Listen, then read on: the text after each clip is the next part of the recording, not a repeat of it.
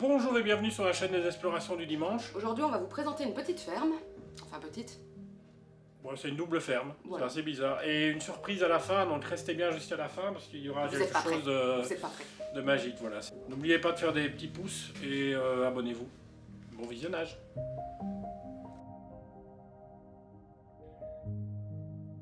Bah là, on va vous montrer comment on rentre des fois dans des lieux et je vous jure, c'est pas toujours pratique.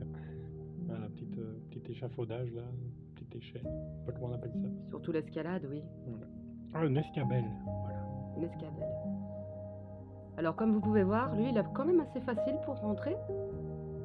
Moi, je galère toujours un peu.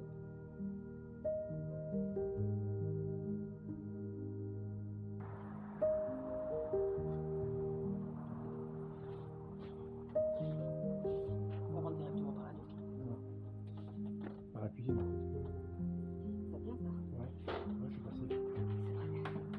Enfin, on rentre dans cette maison quand même qui est abandonnée depuis pas longtemps, depuis 1 an, en 2000. Et vous voyez, elle a déjà été fouillée. Hein, En 2000 Oui, 20, pardon. Elle a été abandonnée en 2020. Et regardez, c'est un petit peu déjà bien squatté, bien fouillé. Fouillé, ouais. Ah, c'est pas toujours de tout repos, hein, l'urbex. Honnêtement, il faut passer par les petits trous, des petites fenêtres. Donc, on va vous rappeler quand même quelques règles sur l'urbex. Ne jamais y aller seul. Toujours accompagné. Hein, et surtout faire attention où vous mettez les pieds. Parce que, bah, vous voyez, il y a des traces partout et on ne sait jamais ce qu'il y a en dessous. Hein. Et surtout, ne toucher à rien, ne rien prendre, ne rien casser. C'est important. Ne rien dégrader, ne pas taguer. Surtout ne pas taguer. Et surtout ne rien voler. Regardez, en fait, la déco est vraiment superbe, hein, franchement. Et tout est là, en fait, regardez. En fait, ce qui est bizarre dans ce lieu, c'est qu'il y a 2 maisons. Il y a une maison que vous la voyez maintenant, c'est la première, hein, celle-là qui est de façade à la rue. Et puis il y a une maison plus en retrait, en fait, plus, on dirait plus cocooning. Moi, je dirais plutôt que c'est 2 ambiances complètement différentes. Celle-ci, on voit vraiment que c'était une maison à vivre, tandis que l'autre, ça fait plus penser à la détente. À la détente, oui. Comme s'ils partaient en vacances. De l'ancien siècle, carrément, je dirais.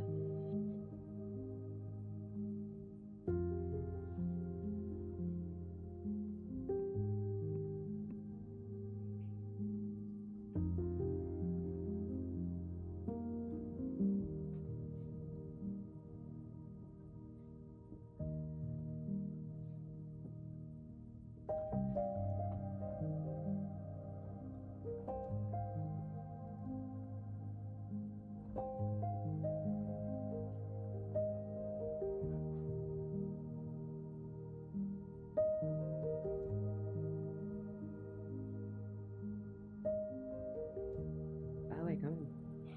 Et là, on tombe dans une chambre où il n'y a pas de lit. Le lit est en bas, on n'a pas trop compris. Là, on est à l'étage, au premier étage. On a tous les souvenirs de la personne. On suppose que le lit était en bas parce qu'ils étaient devenus trop âgés pour pouvoir monter. Ouais, malheureusement, c'est souvent le cas.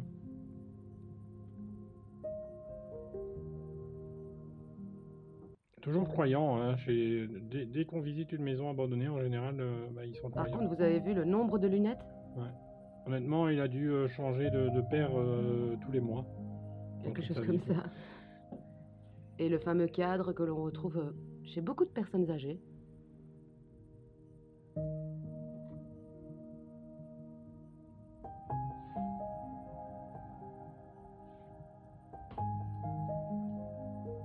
Regardez le vieux triste. Alors celui-là il est en parfait état, c'est assez rare, hein, d'habitude. Ils sont assez abîmés. Ouais, tous ceux-là qu'on a vus juste maintenant, ils étaient abîmés. Vous voyez, et puis alors là, on va tomber, comme je vous dis, sur des personnes très croyantes. Ben là, c'est des jeux et apparemment qui aimaient beaucoup l'échec.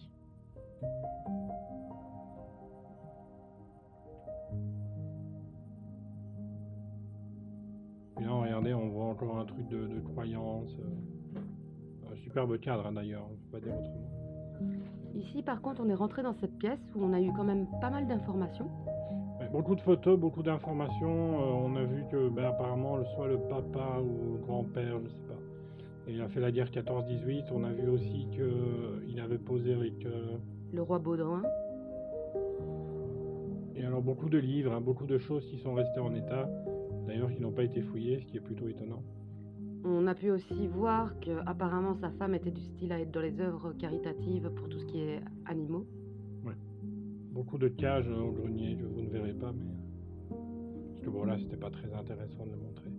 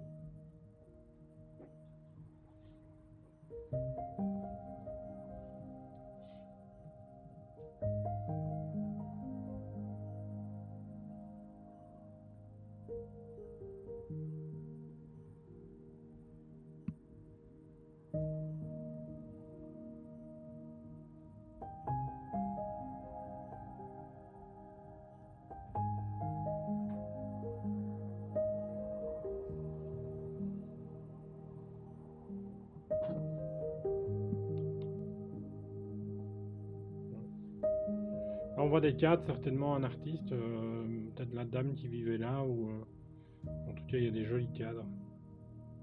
C'est très bien fait. Une petite boîte à cigares. Et là c'est des articles de presse ou je sais pas, on fait des articles qui datent déjà depuis des années. En tout cas, si vous aimez ce genre de contenu, vous pouvez toujours le laisser un petit commentaire, ça nous fait toujours plaisir. Et dites-nous votre avis aussi, ce que vous pensez, même si vous aimez pas, mais soyez gentils.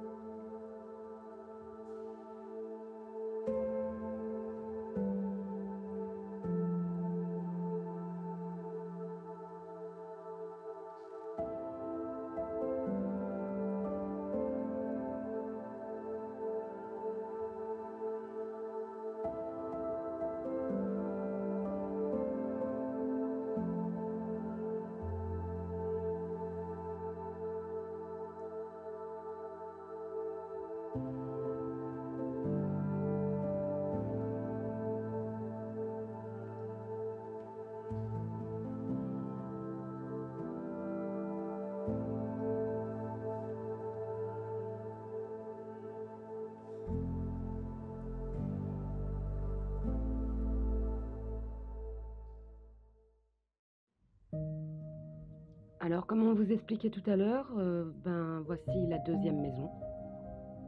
Oui, il y a une mezzanine, regardez l'intérieur, les meubles et tout, Ça fait vraiment d'époque en fait. Voilà, franchement, c'est tombé le cul par terre. Hein. De voir ces meubles-là, on a envie de s'asseoir dedans et de lire un bon livre. Même l'ambiance de la maison était différente. On dirait que c'est plus chaleureux en fait, dans cette pièce. Oui, c'est vrai.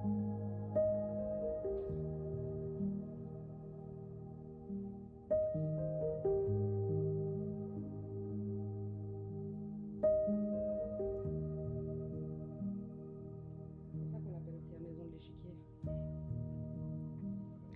Apparemment, il jouait également aux échecs ici.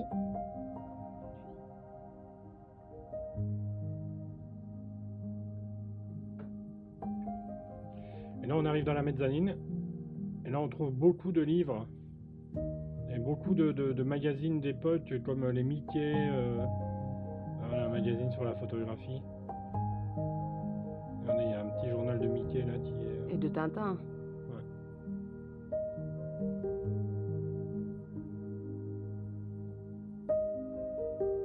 Ça se voit par contre que ça avait été fouillé là. Ouais, les gens respectent rien en fait, c'est dommage.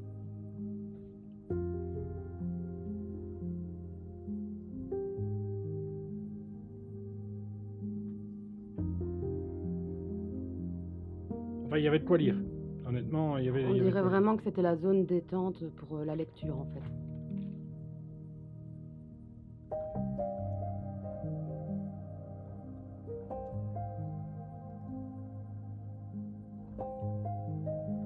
Ce qui était marrant, c'est que de la mezzanine, on pouvait voir une autre pièce.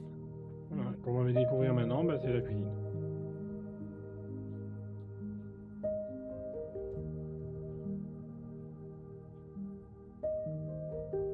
Et là, on tombe sur une pièce, bah, on ne sait pas trop si c'est une chambre. Enfin, c'est assez abîmé. Peut-être un appartement aussi qui louait, peut-être à des gens.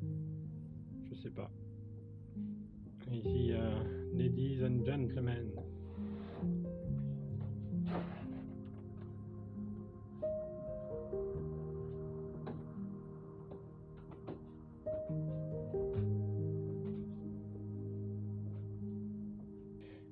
Là, on arrive au grenier.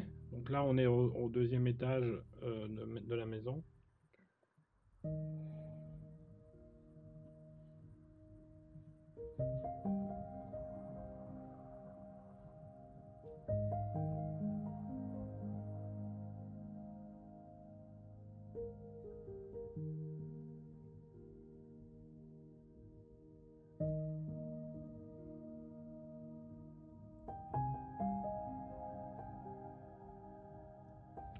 En fait, on tombe sur cette pépite, une Peugeot 201.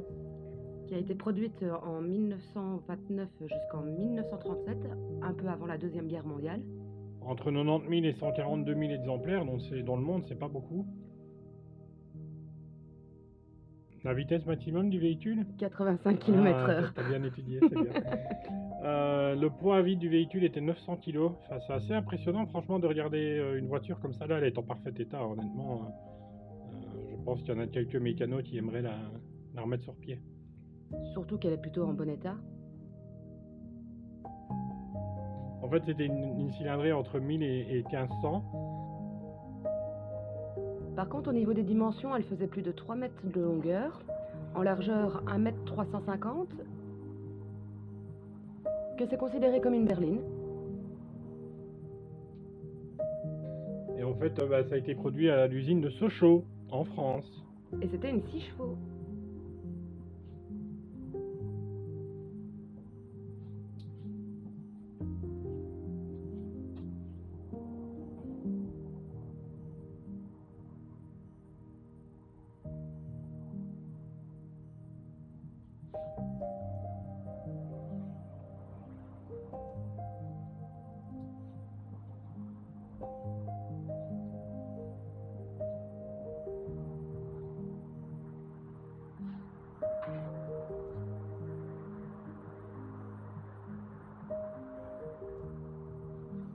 Comme une magnifique putain de voiture, quoi.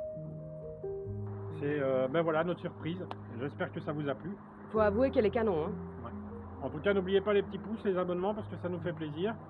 Et à dimanche prochain. Ciao! Ciao!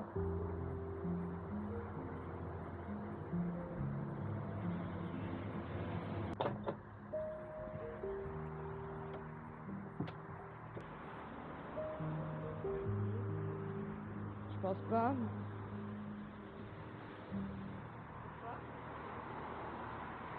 Oui.